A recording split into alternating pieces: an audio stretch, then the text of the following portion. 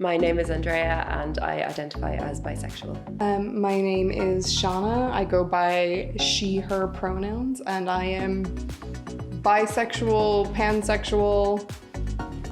I don't really know how to label myself. I first heard the word when I was about 15 by this girl I met once at a concert, and she told me that she was bisexual, and I was like, huh, interesting.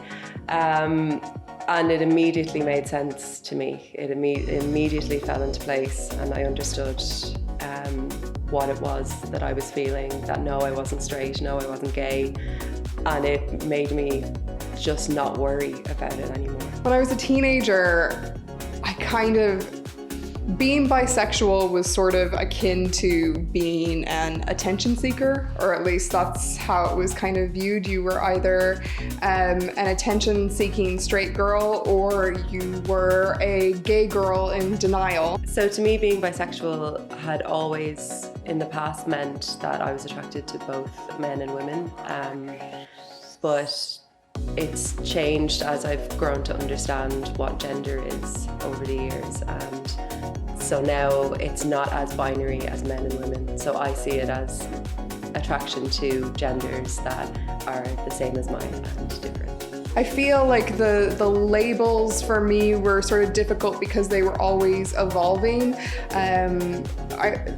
Being a teenager and like lying in bed at night and thinking, and not even being able to say the words out loud, just saying like in my head, okay, I'm bisexual.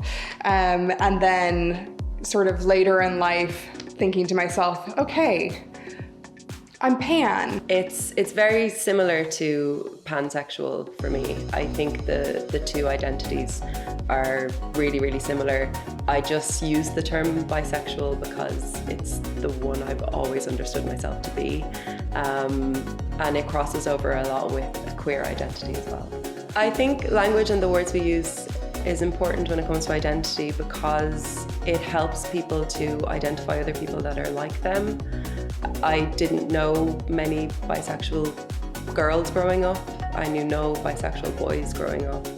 And when I finally found other people who identified in the same way, I learned so much about my sexuality from them, and it provides a safe space of belonging.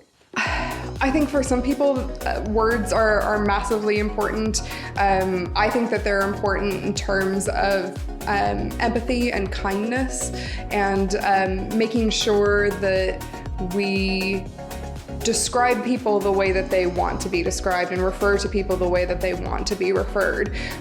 For me, labels have been particularly tricky because I feel like my sexuality has evolved so much from the time that I was a teenager up until now. And that in itself has had its own trickiness in terms of where do I fit in? Yeah, I think having the words to describe yourself makes it easier to express yourself in a proud way. I think the main takeaway that I want people to have from watching this video and watching other videos like it is that it's okay to be who you are. And I know that sounds sort of silly and hackneyed at this stage, but it's true. Whoever and whatever you are is perfectly fine and perfectly beautiful. I suppose I'd like people to know that it's okay to ask questions.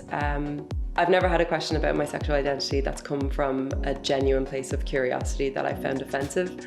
And I suppose I'd like people to understand that when bisexual women, for example, are in relationships with men, that doesn't mean they're now straight. And when they're in relationships with women, it doesn't mean they're now gay. They're still bisexual, no matter who they're in a relationship with, or if they're single. It's still the same.